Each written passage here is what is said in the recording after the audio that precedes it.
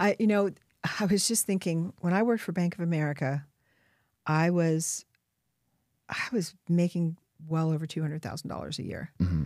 And I could not imagine ever not making that kind of money. I had built a lifestyle that money supported. Mm-hmm. I make a fraction of that now. And I have to say I'm a lot happier. Yeah. All the things that I thought I needed, I didn't really need. Yes. My life is much less complicated. I have far fewer belongings. My wardrobe is a fraction of the price. Mm-hmm. I'm not at Starbucks every day. Yeah. I don't color my hair anymore. Mm-hmm. My nails aren't done. I mean, those are all things that I don't have a car payment.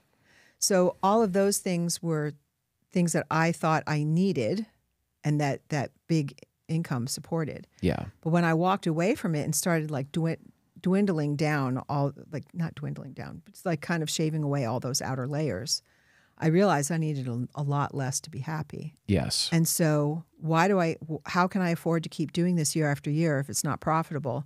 It's profitable enough to pay the people who work for me, to pay for the event, and to pay for me living a very simple life. Yes.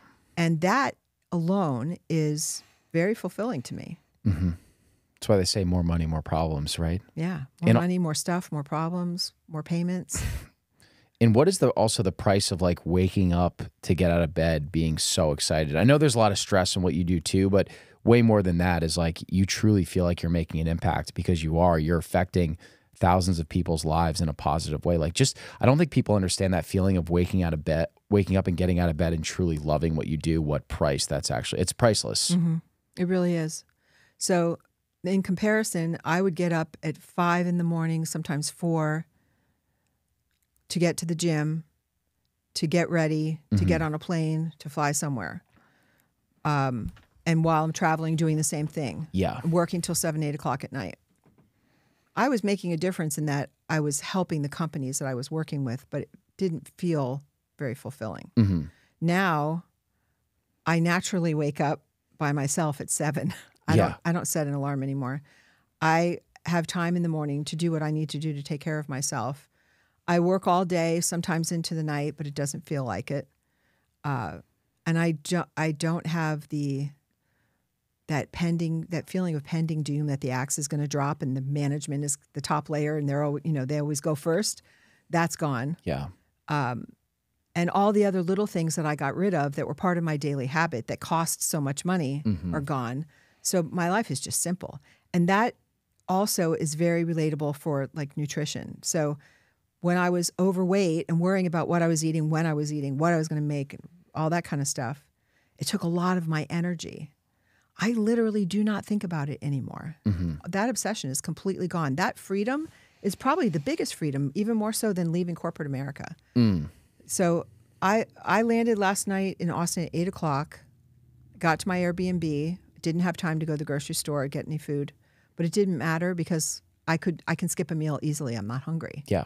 I woke up this morning, went to a few meetings.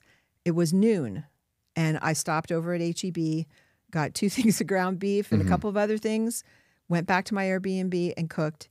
And living like that in comparison to having to carry food in my bag, worrying about what, when, and where, complete freedom. I can't even, I've never even sat down and tried to think about the hours that I've gained, but it is hours. Yes. I think that's really why I have the capacity to work the long hours that I do now, because all of that bullshit is it's not part of the picture anymore. And think about how many people that they're saying, oh, she's 62. You just accepted 62. You're like, oh, my best years are behind me. I'm just going to kind of ride off into the sunset. And you're like, no, you're building a startup that's like incredibly energy intensive and amazing and inspiring. And a lot of that is because of the food that you choose to nourish your body with every day. And when you're metabolically flexible, you do build that freedom. It's almost like your body goes from what are the maximum calories I need to be effective to like what's the minimum viable dose of calories to feel really, really good, which is amazing. Yeah. The maximum, I remember thinking like, how much can I get away with? Yes. And now it's just like, it's not part of my thinking anymore. Yeah.